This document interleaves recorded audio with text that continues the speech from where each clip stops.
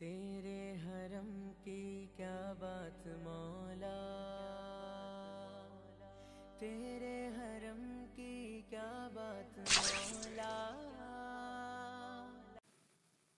الحمدللہ رب العالمین والصلاة والسلام علی سید الانبیاء والمرسلین اما بعد فاعوذ باللہ من الشیطان الرجیم بسم اللہ الرحمن الرحیم۔ تمام عاشقین رسول کو سب سے پہلے جو ہے سعادت حج ٹرانسمیشن ہماری جاری اور ساری ہے۔ آج جو ہے اس کی دوسری نشر یہ لگ گئی ہے اور آج ہمارے ساتھ موجود مہمان بھی ہیں، انشاءاللہ ان کا بھی آپ سے تعارف کرائیں گے، لیکن سب سے پہلے درود پاک کی فضیلت سنتے ہیں۔ فرمان آخر نبی صلی اللہ تعالیٰ علیہ وآلہ وسلم، جو شخص دن بھر میں مجھ پر ایک مرتبہ درود پاک پڑھتا ہے اللہ تعالیٰ اس پر 10 رحمتیں نازل فرماتا ہے۔ صلو علی الحبیب صلی اللہ تعالیٰ علی محمد صلی اللہ تعالیٰ علیہ وآلہ وسلم۔ تو ناظرین کرام ہمارے ساتھ موجود ہیں بہت ہی پیارے ثنا خاں اور ایک ہمارے نقیب محفل، اور ماشاءاللہ ان سے ہم گفتگو بھی کریں گے۔ آئیے ان سے آپ کی ملاقات کرتے ہیں۔ ہمارے ساتھ موجود ہیں حافظ ہارون چشتی صاحب۔ السلام علیکم ورحمۃ اللہ وبرکاتہ۔ وعلیکم السلام ورحمۃ اللہ وبرکاتہ۔ کیسے آپ؟ ٹھیک ہیں الحمدللہ الحمدللہ رب العالمین علی کل حال۔ ان کے ساتھ موجود ثنا خاں ہمارے ساتھ بہت ہی پیارے پڑھنے والے ہیں عمار الغازی۔ السلام علیکم ورحمۃ اللہ وبرکاتہ۔ جی وعلیکم السلام ورحمۃ اللہ وبرکاتہ۔ کیسے ہیں آپ؟ ٹھیک ہیں ٹھیک الحمدللہ ماشاء اللہ سبحان اللہ۔ یہ تھے ہمارے مہمان جو کہ آج جو ہے اس ٹرانسمیشن کے جو ہے ٹرانسمیشن میں تشریف لے کر آئے ہیں۔ اللہ پاک سے دعا کریں ان کا آنا، پڑھنا پڑھانا، گفتگو کرنا سب اپنی پاک بارگاہ میں قبول فرمائے۔ تو ناظرین کرام ہم چلتے ہیں قرآن پاک کی تلاوت کی طرف۔ قرآن پاک کی تلاوت کے لیے میں دعوت دوں گا حافظ ہارون چشتی صاحب کو۔ آئیے قرآن پاک کی تلاوت سے ہمارے ناظرین اور ہمارا دل اعوذ باللہ من الشیطان الرجیم، بسم اللہ الرحمن الرحیم،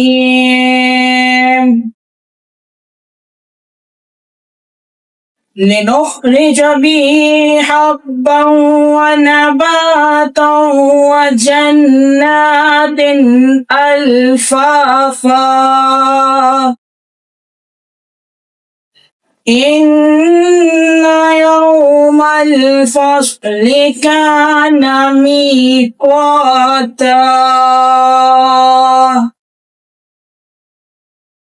يوم ينفخ في الصور فتأتون أبوابا، آمنت بالله صدق الله العظيم۔ ماشاء اللہ سبحان اللہ۔ یہ تھے حافظ ہارون چشتی صاحب جو کہ بہت ہی پیارے انداز سے قرآن پاک کی تلاوت کر رہے تھے۔ حدیث پاک سنتے ہیں خیرکم من تعلم القرآن وعلمہ، یعنی دنیا کا بہترین شخص وہ ہے جو قرآن پاک کو سیکھے اور دوسروں کو سکھائے۔ تو ناظرین کرام جس نے ابھی تک قرآن پاک نہیں سیکھا ہے تو کوشش کرے وہ قرآن پاک کو سیکھ لے، تاکہ جو ہے آنے والی نسلیں جو ہے آنے والے جو ہمارے، اور یہ ہوتا ہے کہ قرآن پاک گھر میں تو ایک بندے کو آتا ہے لیکن ساتھ جو موجود ہوتے ہیں ان کو پڑھنا نہیں آتا۔ تو میں کہوں جس کو آتا ہے قرآن پاک کی تعلیم اپنے گھر میں بھی دے سکتے ہیں، ایسا نہیں ہے کہ آپ اپنے گھر میں نہیں دے سکتے۔ تو جس کو قرآن پاک گھر میں آتا ہو، جس افراد کو بھی آتا ہو، جس فرد کو آتا ہو، تو چاہیے کہ اس کے گھر والوں کو بھی قرآن پاک پڑھنا ضرور آنا چاہیے۔ تو ناظرین کرام ماہ ذی الحج کا مہینہ تمام عالم اسلام کو بہت مبارک ہو۔ میری جانب سے اور ہمارے plate form S16 Islamic digital channel کی جانب سے سب مسلمانوں کو حج کی بابرکت گھڑیاں بہت بہت مبارک ہو۔ اور اس مہینے میں اللہ پاک اپنے بندوں کو اپنے گھر بلاتا ہے اور حج کی سعادت دیتا ہے، اور ہم دیکھ رہے ہیں سعادت حج نشریات کتنے خوبصورت سیٹ کے ساتھ حاضر ہیں۔ ہم ایک دفعہ دوبارہ 2 ذی الحج سعادت حج ٹرانسمیشن میں حاضر ہیں، اور اب جو ہے ہم اسٹارٹ کریں گے۔ ہمارے ساتھ موجود جو ہے عمار علی الغازی، ان سے ہم حمد باری تعالیٰ سنیں گے۔ آئیے چلتے ہیں عمار علی الغازی۔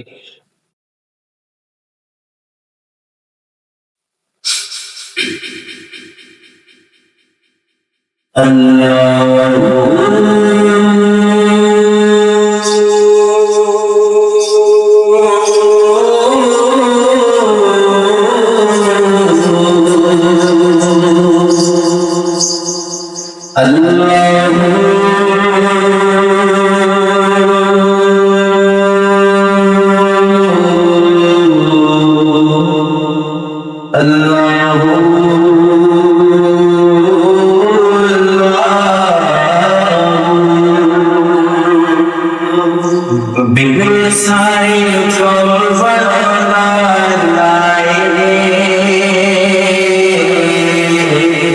بگڑ سارے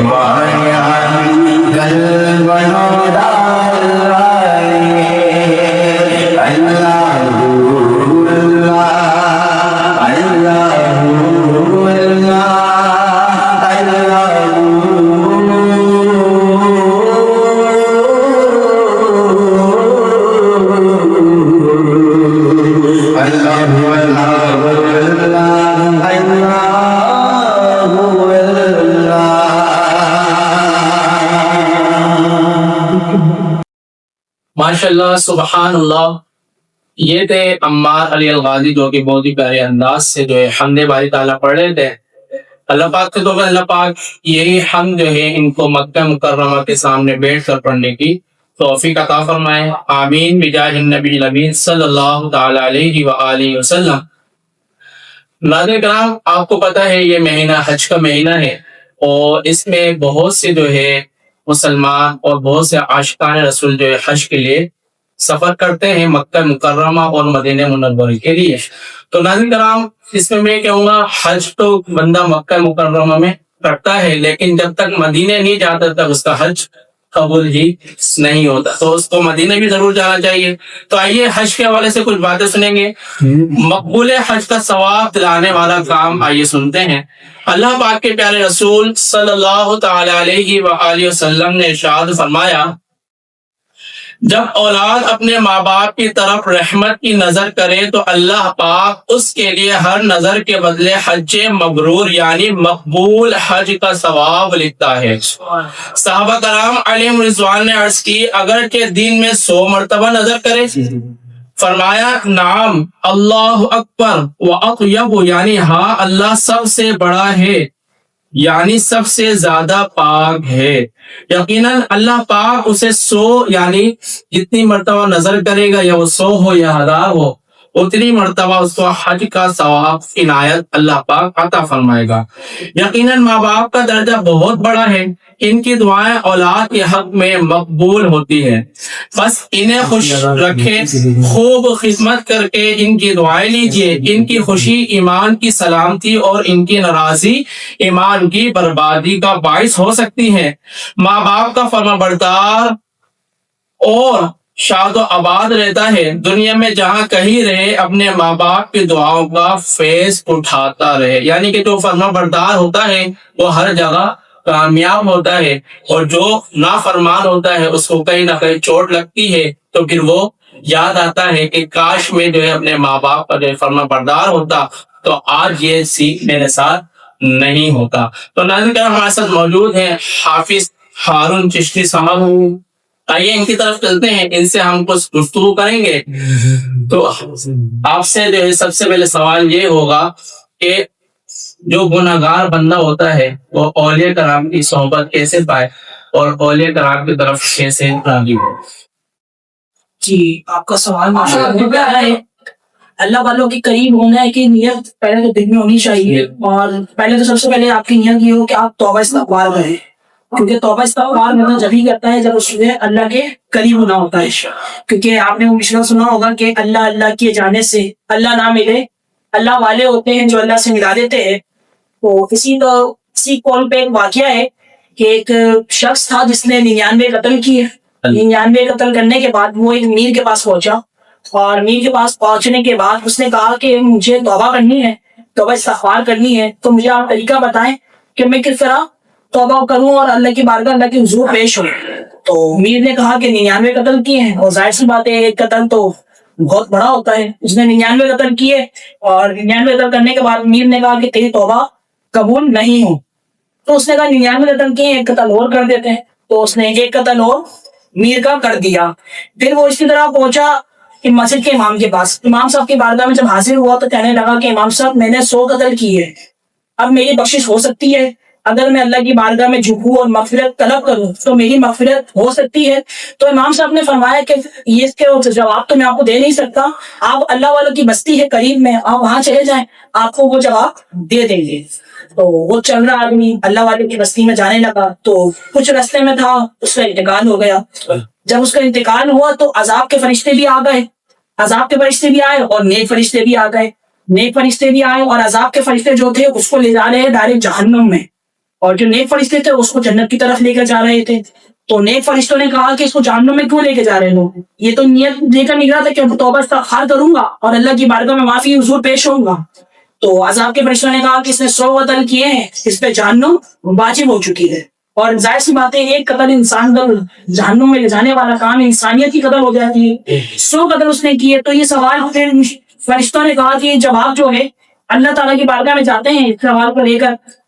جب اللہ تعالیٰ کی بارگاہ میں سوال آیا تو اللہ تبارک تعالیٰ نے ارشاد فرمایا, اللہ فرماتے ہیں کہ جاؤ دیکھو اس کی زمین کا راستہ ناپو, اگر یہ اللہ والوں سے قریب ہے تو اس کو مغفرت کا پروانہ دے دو, اور اگر یہ اللہ والوں سے دور ہے تو اس کو جہنم کا پروانہ دے دو. فرشتے جیسی پہنچے زمین ناپنے کے لیے تو دیکھا جاتا ہے کہ اللہ تبارک و تعالیٰ نے اللہ والوں سے قریب دور جو اس کی زمین تھی اس زمین کو سمیٹ لیا, قریب کر لیا. اور اللہ تبارک و تعالیٰ کی بارگاہ میں پھر بھی منظر آیا تو فرمایا گیا کہ جو یہ اس کی زمین تھی وہ اللہ تبارک و تعالیٰ کے بندوں جو اللہ والے بندے تھے ان کے قریب تھی.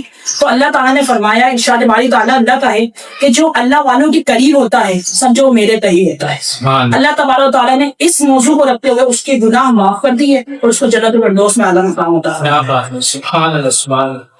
بہت ہی پیاری گفتگو کر رہے تھے حافظ ہارون چشتی صاحب.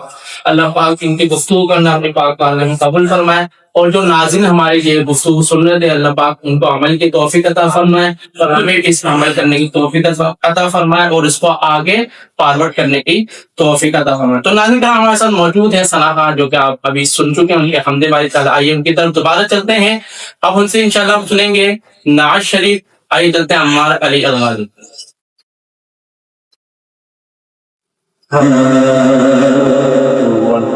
جمیلی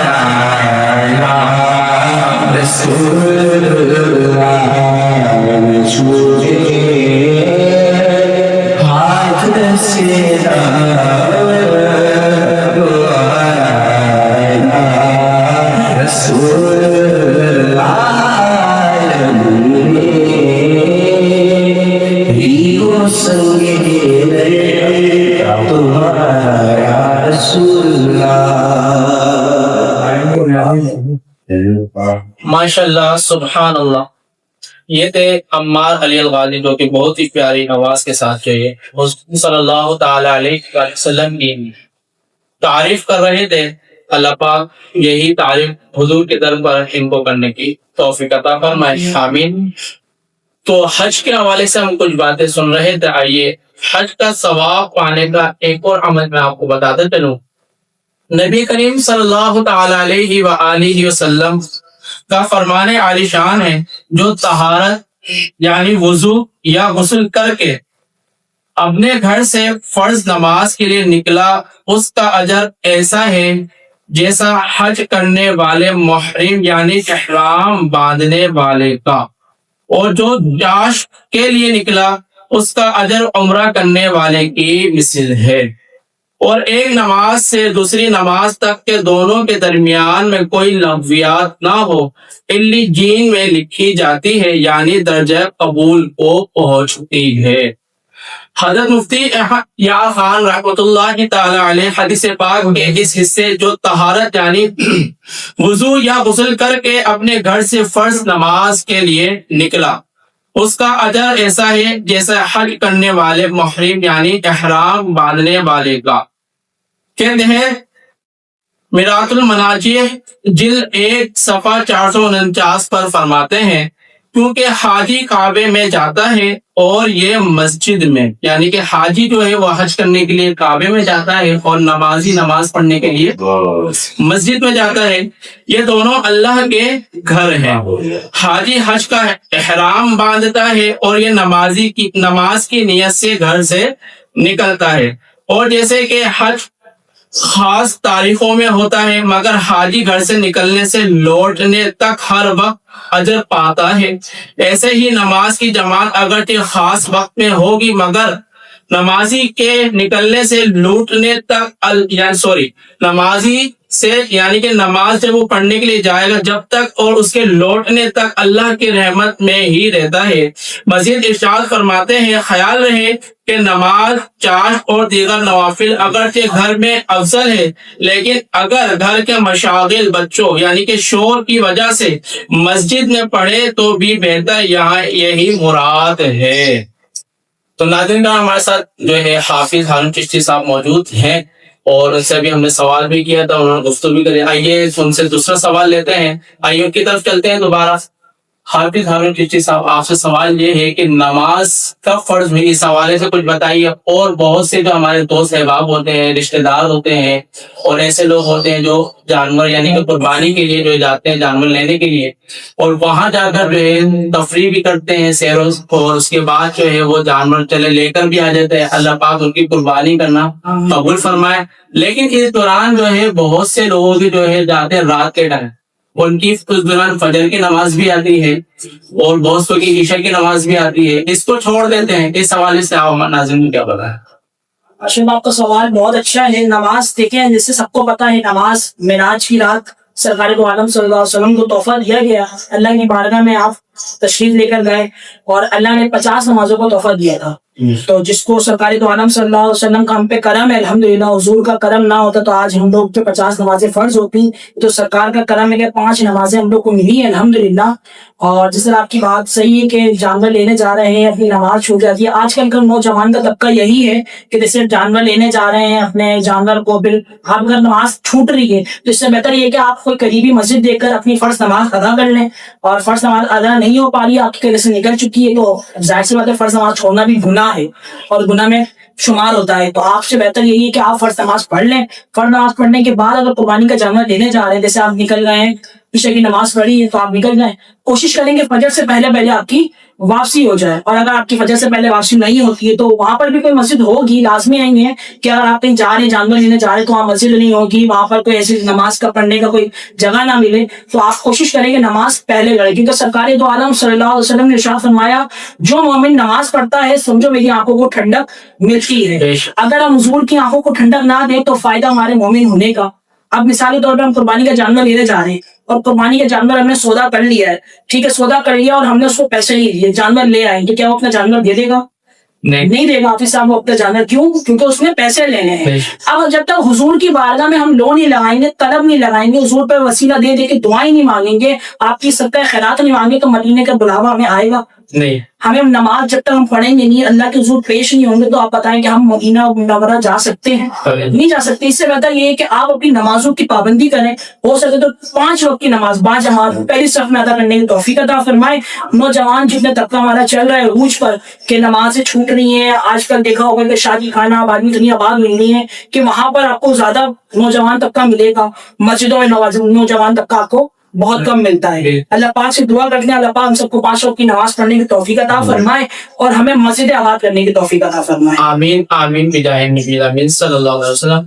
یہ تھے حافظ ہارون چشتی صاحب جو کہ بہت ہی پیاری گفتگو کر رہے تھے نماز کے حوالے سے، اور اللہ پاک سے دعا کرتے ہیں اللہ پاک ہمیں نماز پنجگانہ جو ہے پہلی صف میں جو ہے باجماعت پڑھنے کی توفیق عطا فرمائے۔ تو ناظرین کرام میں یہ کہوں گا کہ اگر آپ جو ہے منڈی جاتے ہیں جانور لینے کی قربانی کے لیے تو میں یہ کہوں گا ایسے وقت میں جائیں کہ آپ کی نماز فوت نہ ہو، اور اگر ایسے وقت میں نہیں جا سکتے اور اس میں نماز آ رہی ہے تو کوشش کریں کہ نماز پہلے ادا کر لیں، پھر اس کے بعد جو ہے آپ اندر یعنی منڈی چلے جائیں جانور لینے کے لیے۔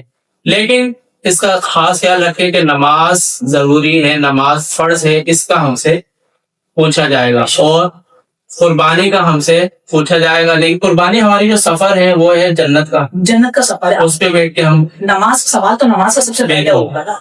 تو قیامت کے دن جو ہے بروز قیامت جو ہے یہ فرض کا جو ہے پہلے سوال کیا جائے گا. تو ناظرین کرام، تو یہ ارکان اسلام میں بھی ہمارا شامل ہے. تو انشاءاللہ عز و جل آج کی جو ہماری ٹرانسمیشن سعادت حج 2 ذی الحج کی، تو انشاءاللہ اس کا جو ہے وقت اختتام کی طرف آ گیا ہے.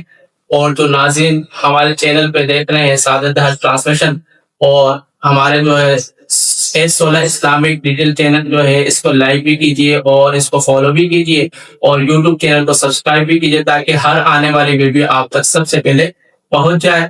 اور انشاءاللہ عز و جل ایک دفعہ پھر ہم دوبارہ حاضر ہوں گے 3 ذی الحج کی ٹرانسمیشن سعادت حج میں، اور انشاءاللہ ایک نئے مہمان اور نئے سناخان ساتھ. اور انشاءاللہ اب تک کے لیے ہمیں اجازت دیجیے. میں تھا آپ کا حافظ سیف اللہ قادری، اور ہمارے ساتھ موجود ہارون چشتی. آپ کو بھی اجازت دیجیے. السلام علیکم ورحمۃ اللہ وبرکاتہ. تیرے حرم کی کیا بات مولا، تیرے